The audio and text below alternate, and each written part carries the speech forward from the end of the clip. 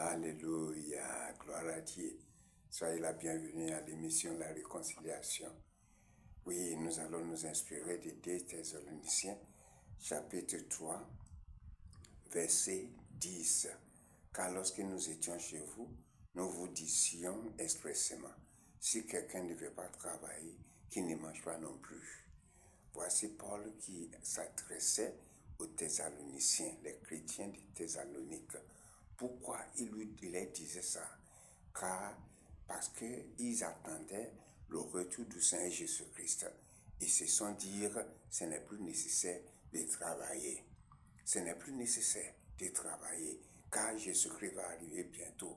Vous savez, dans le temps, il y a certains temps que les gens disent qu'ils sont des prophètes, des pasteurs qui disent que le Seigneur Jésus-Christ va arriver à tel jour. Donc, allez vider votre compte à la banque, allez vendre tout ce que vous avez. Et les gens commençaient à s'affouler. Ils vendaient, ils retirent l'argent, ils ne travaillent plus. Ils se sont emmagasinés quelque part, attendaient le retour du Seigneur Jésus-Christ. Voici, le Seigneur Jésus-Christ n'est pas arrivé. Est-ce qu'ils ont bien lu la Bible pour savoir que Jésus-Christ va arriver tel jour?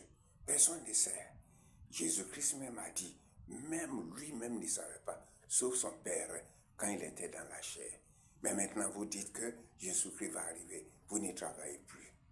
Non, maintenant, à cause du retour de Jésus-Christ, vous perdez votre valeur. Vous perdez votre valeur. Si Jésus-Christ et ceux qui ont inventé le portable, s'ils attendaient que Jésus-Christ arrive, ils n'ont pas travaillé. Est-ce que vous aurez du portable pour utiliser? Est-ce que vous aurez de voiture à rouler? Est-ce que vous aurez de la moto pour rouler? Est-ce que vous aurez de telles choses, la maison pour habiter? Maintenant, où est-ce que vous aurez le portatif pour utiliser, pour faire le travail? S'ils se disent que Jésus-Christ revient, est-ce qu'ils vont traduire la Bible à plusieurs langues aujourd'hui? Donc, vous vous trompez. Ceux qui disent qu'ils ne vont pas travailler, ils se trompent. Ils se trompent. Ils sont dans les mauvaises doctrines. Donc, il faut travailler pour nourrir la chair. Pour nourrir la chair, il faut travailler pour nourrir l'esprit.